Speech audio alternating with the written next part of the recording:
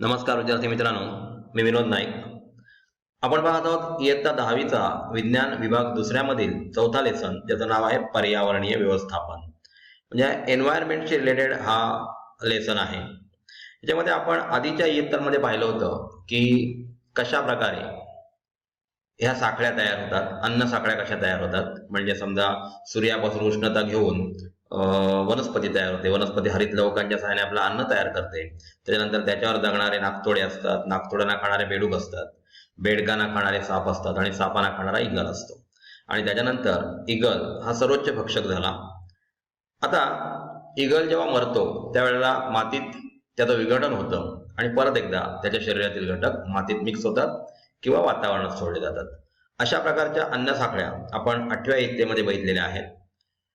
आता पर्यावरणाचं व्यवस्थापन करणं म्हणजे काय करणं, त्याच्यामध्ये बायोटिक आणि अबायोटिक फॅक्टर्स असतात, त्यांच्याविषयी सुद्धा आपण ह्या सेशनमध्ये पाहणार आहोत.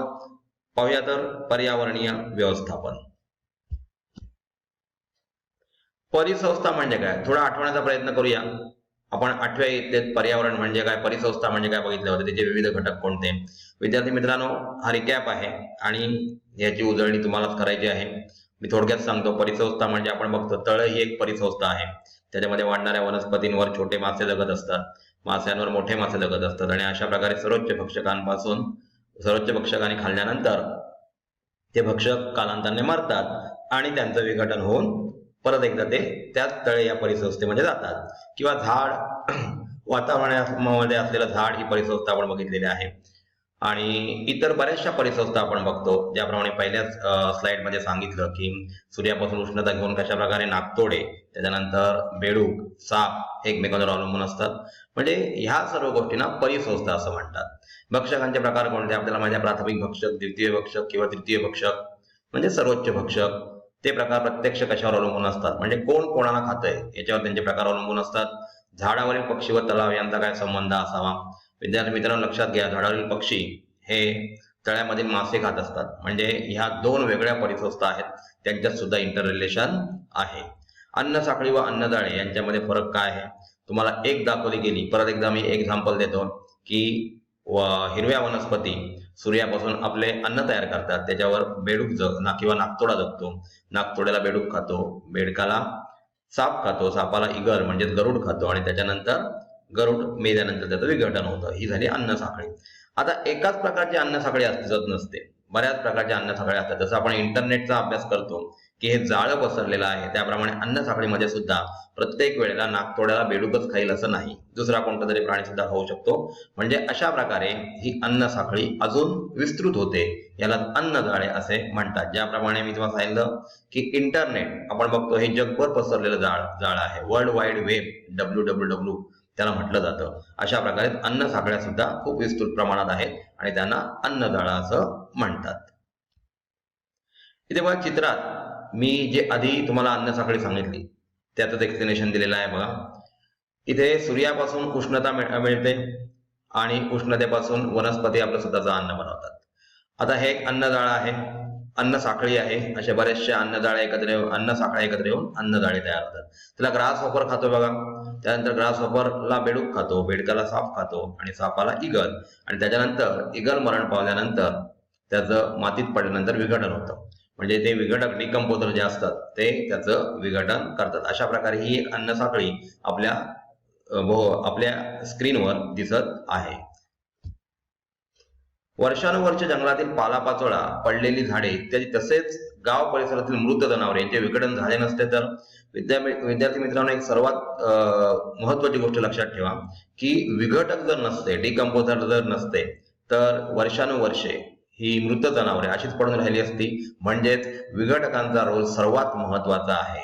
त्यांनी जर डिकम्पोज केलं नसतं तर मात्र आपल्याला खूप दुर्गंधी आली असती आणि अशा प्रकारे अन्न तशा प्रकारे तिथे सडून गेलं असतं आणि त्याच्यामुळे वातावरण प्रदूषित झालं असतं. तर तुम्हाला चर्चा करायची आहे की जीवस्य जीवन, म्हणजे प्रत्येक जीवाला जगू द्यायचं आहे. त्याप्रमाणे एकमेकांवर ते अवलंबून असतात. प्राथमिक भक्षक, द्वितीय भक्षक आणि तृतीय भक्षक याच्याविषयी आपण 8व्या इयत्तेमध्ये पाहिलेलं आहे. आता बघूया परिसंस्था. याचं पुनरावलोकन करूया. म्हणजे आपण ह्यापूर्वी परिसंस्था म्हणजे काय ते शिकलेले आहोत. आता बघा जैविक आणि अजैविक घटक म्हणजे बायोटिक आणि अबायोटिक फॅक्टर. आता बायोटिक फॅक्टर म्हणजे कोणते? माती ही बायोटिक फॅक्टर आहे. पाणी हे सुद्धा अजैविक घटक आहे. माती अजैविक घटक आहे, अबायोटिक. आणि त्याच्यामध्ये वाढणारं जे झाड आहे ते बायोटिक आहे. म्हणजेच बायोटिक आणि अबायोटिक घटक हे एकमेकांवर अवलंबून असतात. घटक तसेच त्यांची परस्परांशी होणारी आंतरक्रिया हे सर्व मिळून परिसंस्था तयार होते. म्हणजे मी तुम्हाला सांगितलं त्याप्रमाणे माती अजैविक आहे, अबायोटिक आहे, आणि त्याच्यामध्ये वाढणारं झाड जे आहे ते जैविक आहे. म्हणजे बायोटिक आणि अबायोटिक फॅक्टरचा इथे परस्परांशी संबंध आलेला आहे. आणि यांची जी आंतरक्रिया चालते, इंटर रिलेशन चालते, म्हणजे सिम्बायोटिकली जे राहत असतात याला परिसंस्था असं म्हटलं जातं, म्हणजे इकोसिस्टीम असं म्हटलं जातं. परिसंस्थेतील प्रत्येक घटकाची भूमिका महत्वाची असते. आपल्याभोवती असणाऱ्या घटकांमुळे आपले अस्तित्व आहे, यासाठी सर्व घटकांची योग्य ती काळजी आपण घेतली पाहिजे. म्हणजे सांगितलं त्याप्रमाणे प्रत्येक घटक जैविक आणि अजैविक घटक हे एकमेकांवर अवलंबून आहेत. म्हणजे प्रत्येक घटकाची काळजी घेणं खूप महत्वाची आहे. जर प्रत्येक घटकाची काळजी गेली नाही तर त्याच्यामुळे परिसंस्थेत बिघाड होऊ शकतो आणि कुठला तरी एक घटक वाढून त्याचं पॉप्युलेशन जास्त झालं तर त्याची उपासमार होऊ शकते. म्हणजे इम्बॅलन्स होता कामा नये. म्हणजे जैविक आणि अजैविक फॅक्टर हे दोन्ही एकमेकांवर अवलंबून असतात आणि त्यांच्या आंतरक्रिया होणं खूप गरजेचं असतं. इथे पहा अन्न साखळीमधील विविध पोषण पातळ्या कोणत्या याच्याविषयी आपण बघितलेल्या. ऊर्जा मनोरा म्हणजे काय? ऊर्जा मनोऱ्यामध्ये आपण पाहिलं होतं की 10% ऊर्जा पुढल्या पातळीकडे ट्रान्सफर होत असते. म्हणजे समजा 1000 किलो कॅलरी ऊर्जा वनस्पतीपासून उत्पादकापासून मिळत असेल तर पुढे प्राथमिक भक्षकाकडे त्याची 10%च म्हणजे 100 किलो कॅलरी जाते. त्याच्या पुढे अजून 10% म्हणजे 10 किलो कॅलरी, आणि त्याच्यानंतर शेवटच्या भक्षकाकडे ती 1 किलो कॅलरी म्हणजे 10% ऊर्जा जात असते. आता अन्न साखळीमध्ये आपण एक अन्न साखळी ह्या सेशन मध्ये पाहिलेली आहे. अशा बऱ्याचशा अन्न साखळ्या एकत्र मिळून अन्न जाळे तयार होतं आणि प्रत्येक लेवलला पोषण पातळी असते. जे प्राथमिक भक्षक, द्वितीय भक्षक, तृतीय भक्षक, हर्बिओरस, त्याला नंतर कार्निओरस आणि ओमनिओरस म्हणजे ते मिक्स दोन्ही हर्बिओरस ही असतात आणि कार्निओरस ही असतात. आणि अशा प्रकारे शेवटला याच्यामध्ये येतो तो विघटक असतो. आणि विघटक महत्वाचं कार्य म्हणजे डिकम्पोजिशनचं कार्य करत असतो. जेव्हा झाडावर घरटे बांधणारा पक्षी जवळच्या तळ्यातील मासे खात असेल तर हा पक्षी झाड आणि तळे अशा दोन्ही परिसंस्थांचा भाग बनतो का? तर विद्यार्थी मित्रांनो याचा आन्सर आहे हो. कारण तळ ही एक वेगळी परिसंस्था आहे आणि झाडावर असलेला पक्षी ही सुद्धा एक वेगळी परिसंस्था आहे. म्हणजे ह्या अन्न साखळ्या एकमेकात मिक्स होतात आणि त्याच्यापासून अन्न जाळं तयार होतं. कारण आपल्याला माहित आहे पक्षी मोस्टली तळ्यामधील जे मासे आहेत त्यांच्यावर आपली उपजीविका करत असतात किंवा छोटे मोठे किटाणू यांच्यावर सुद्धा ते उपजीविका करत असतात. म्हणजे ह्याला दोन्हीकडून सोर्स असतात. आपल्या पिल्लांना भरवण्यासाठी किंवा स्वतःचं पोट भरण्यासाठी तळ्यातले मासे किंवा छोटे मोठे किटाणू. म्हणजे ह्या दोन परिसंस्थांचा हा एकच घटक आहे. म्हणून झाड आणि तळे ह्या दोन परिसंस्था आहेत. इथे पहा परिसंस्था दिलेली आहे. अजैविक घटक आणि जैविक घटक असं वर्गीकरण आहे. भौतिक घटक, रासायनिक घटक, त्याच्यानंतर भौतिक घटकामध्ये हवा, पाणी, बाष्प, खनिजे, मृदा व सूर्यप्रकाश येतात. आता रासायनिक घटकामध्ये आपण असेंद्रिय पदार्थ आणि सेंद्रिय पदार्थ येतात. हायड्रोजन, ऑक्सिजन, नायट्रोजन, कॅल्शियम, लोह, सोडियम, पोटॅशियम हे सर्व असेंद्रिय म्हणजे इनऑर्गॅनिक सबस्टन्स आहेत. आणि प्रथिने त्याच्यामध्ये कार्बन असतो, कर्बोदके याच्यामध्ये सुद्धा कार्बोहायड्रेट्स त्याला म्हटलं जातं, किंवा स्निग्ध पदार्थ म्हणजे लिपिड्स हे सेंद्रिय घटक आहेत त्याच्यामध्ये कार्बन असतो. त्याच्यानंतर आपण बघतोय जैविक घटकांमध्ये स्वयंपोषी आणि परपोषी. आता स्वयंपोषीमध्ये कोण? उत्पादक असतात. उत्पादकांमध्ये आपण बघितलं वनस्पती असतात. त्याच्यानंतर आपण परपोषी बघतोय. परपोषीमध्ये दोन प्रकार येतात, प्राणी आणि विघटक. प्राणीमध्ये आपण बघितलेलं आहे की प्राणी दुसऱ्यावर अवलंबून असतात. त्याच्यानंतर त्याच्यामध्ये प्राथमिक भक्षक, द्वितीय भक्षक आणि तृतीय भक्षक असे प्रकार आहेत. आणि विघटकांमध्ये विघटन करणारे म्हणजे बुरशी किंवा कवके अशा प्रकारची ही परिसंस्था बनलेली असते. हे सर्व घटक विद्यार्थी मित्रांनो खूप महत्वाचे आहेत. जर जैविक किंवा अजैविक घटक यांच्यात आंतरक्रिया झाली नाही तर कुठलीही परिसंस्था टिकू शकत नाही. आणि म्हणून जर वातावरणामध्ये किंवा पर्यावरणाचा बॅलन्स राखायचा असेल तर ह्या परिसंस्था एकमेकांवर अवलंबून राहणं खूप गरजेचं आहे. आणि याच्यामध्ये प्रत्येक परिसंस्था, जसं आपण बघतो की आता टायगरसाठी रिझर्व्ह फॉरेस्ट केलेले आहेत, म्हणजे जेणेकरून जो सर्वोच्च भक्षक आहे तो जिवंत राहायला पाहिजे. नाहीतर त्याच्या खाली असणाऱ्या पातळीची संख्या वाढेल आणि त्याचं पॉप्युलेशन वाढल्यामुळे ते आपल्याला खूप धोकादायक आहे. म्हणजे पर्यावरणाचा समतोल त्याच्यामुळे बिघडू शकेल. तर विद्यार्थी मित्रांनो आपल्याला आता लक्षात आलं असेलच की परिसंस्था म्हणजे अजैविक घटक आणि जैविक घटक या दोघांमधली आंतरक्रिया. इथे पहा दक्षिण भारतामध्ये आपण साऊथला गेलो तर तिथे मोठ्या प्रमाणावर भातशेती, केरळ किंवा कर्नाटक या साईडला भातशेती केली जाते. इथे नागतोड्यांची संख्या सुद्धा मोठी आहे. इथे नाकतोडे म्हणजे ग्रास हॉपर आपल्याला माहित आहे, ते आपल्या गवतावर म्हणजे हिरव्या गवतावर ते जगत असतात आणि म्हणून त्यांचा कलर सुद्धा हिरवाच असतो, कॅमोफ्लेज होण्यासाठी, म्हणजे ते कोणाला दिसू नयेत त्यांच्या भक्षकाला, त्यासाठी ते हिरव्या कलरचे असतात. आणि चिखलात नाकतोड्यांच्या भक्षकांची म्हणजेच बेडकांची संख्या मोठी आहे. म्हणजे इथे प्रे कोण झाला तर ग्रास हॉपर आणि प्रिडेटर कोण झाला तर तो म्हणजेच बेडूक. आता बेडकाला खाण्यासाठी इथे साप यांची संख्याही मोठ्या प्रमाणात आहे. म्हणजे हे आपण अन्न साखळी बघितली होती की हे एकमेकांवर अवलंबून असतात. परंतु समजा अचानक बेडकांची संख्या कमी झाली तर, म्हणजे ग्रास हॉपरला खातं कोण तर बेडूक. आता ग्रास हॉपरला पचवण्याची डायजेस्टिव्ह सिस्टीम बेडकाकडे आहे आणि बेडकाला पचवण्याची डायजेस्टिव्ह सिस्टीम सापाकडे आहे. म्हणजे साप आता ग्रास हॉपरला खाऊ शकत नाही कारण तशी डायजेस्टिव्ह सिस्टीम त्याची नाही आहे.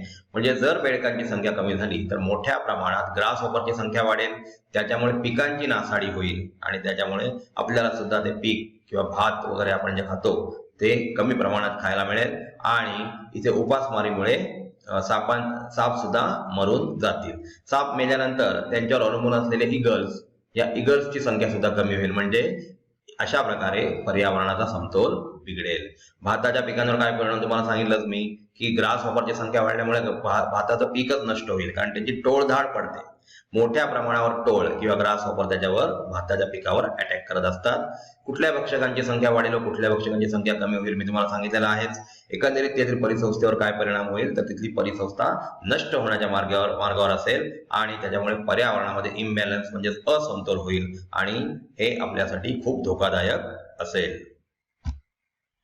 इथे आपण मी तुम्हाला सांगितलं त्या एक्झाम्पलचाच इथे उल्लेख केलेला आहे की इथे बेडकांचं प्रमाण जर कमी झालं तर सापांची संख्या कमी होत जाईल. याचं कारण का तर तिथे सापांची संख्या कमी होईल कारण त्यांचं भक्षक त्यांना मिळत नाही आणि सगळ्याच गोष्टी डिकम्पोजर वगैरे पण त्यांना त्यांचं खाद्य मिळणार नाही आणि म्हणून परिसंस्था पूर्णपणे नष्ट झालेली आपल्याला पाहायला मिळेल. आता बघूया पर्यावरण म्हणजे काय. पर्यावरणामध्ये कशा कशाचा समावेश होतो तर बघा, पर्यावरण व परिसंस्था संबंध. पर्यावरण म्हणजे आपण बघतो एन्व्हायरमेंट आणि इकोसिस्टीम यांना काय संबंध आहे. आपल्या भोवती असलेल्या भौतिक, रासायनिक व जैविक घटकांनी मिळून पर्यावरण म्हणते. म्हणजे फिजिकल, केमिकल आणि बायोलॉजिकल जे फॅक्टर्स आहेत या सर्वांचं मिळून काय बनलेलं आहे तर पर्यावरण बनलेलं आहे. थोडक्यात पर्यावरण म्हणजे सभोवतालची परिस्थिती. आपण जिथे राहतो त्याच्या सभोवताली असलेली परिस्थिती म्हणजेच पर्यावरण म्हणजेच एन्व्हायरमेंट होय. बघा, पर्यावरणाचे मुख्य दोन प्रकार पडतात. एक म्हणजे नैसर्गिक, म्हणजे निसर्गाने तयार केलेलं असं त्याला नैसर्गिक किंवा नॅचरल म्हटलं जातं किंवा प्राकृतिक पर्यावरण सुद्धा त्याला म्हटलं जातं. आणि दुसरा म्हणजे मानव निर्मित पर्यावरण. आता नैसर्गिक पर्यावरणात हवा म्हणजे एअर, वातावरण, ऍटमॉस्फिअर, जल म्हणजे पाणी, भूमी, जमीन, सजीव इत्यादींचा समावेश होतो. मानव निर्मित पर्यावरणाचा देखील नैसर्गिक पर्यावरणावर प्रत्यक्ष किंवा अप्रत्यक्ष म्हणजे डायरेक्ट किंवा इनडायरेक्ट असा प्रभाव पडतच असतो. म्हणजेच काय, नॅचरल एन्व्हायरमेंटवर मानव निर्मित पर्यावरणाचा परिणाम होत असतो. मूलतः पर्यावरणात दोन प्रमुख घटकांचा समावेश होतो. ते प्रमुख घटक कोणते ते आपण आता पाहूया. ते आहेत जैविक म्हणजेच बायोटिक आणि अबायोटिक फॅक्टर्स. पर्यावरणातील जैविक आणि अजैविक घटक यांच्यातील आंतरसंबंधांचा अभ्यास करणाऱ्या शास्त्रास म्हणजे ह्यांच्यामध्ये काय आंतरसंबंध आहे, काय इंटररिलेशन आहे, त्याला म्हणतात पारिस्थितिकी म्हणजेच इकॉलॉजी असं म्हटलं जातं. पारिस्थितिकीचा अभ्यास करण्याचे जे मूलभूत कार्यात्मक एकक वापरले जाते त्यास परिसंस्था असे म्हणतात. ऑलरेडी आपण परिसंस्थेविषयी जाणून घेतलेलं आहेच. विद्यार्थी मित्रांनो, आपण या पहिल्या सेशनमध्ये पारिस्थितिकी म्हणजे काय, त्याचप्रमाणे परिसंस्था म्हणजे काय आणि कसे घटक एकमेकांवर अवलंबून असतात. म्हणजे उत्पादकांनंतर आले प्राथमिक भक्षक म्हणजेच ते हार्बिव्हर्स असतात, त्याच्यानंतर असतात कार्निव्होरस म्हणजे द्वितीय भक्षक, सर्वोच्च भक्षक आणि त्याच्यानंतर डिकम्पोजर. आणि सर्वात महत्त्वाची गोष्ट म्हणजे या विघटकांचं कार्य खूप महत्त्वाचं आहे, अन्यथा सर्वकडे दुर्गंधी पसरेल.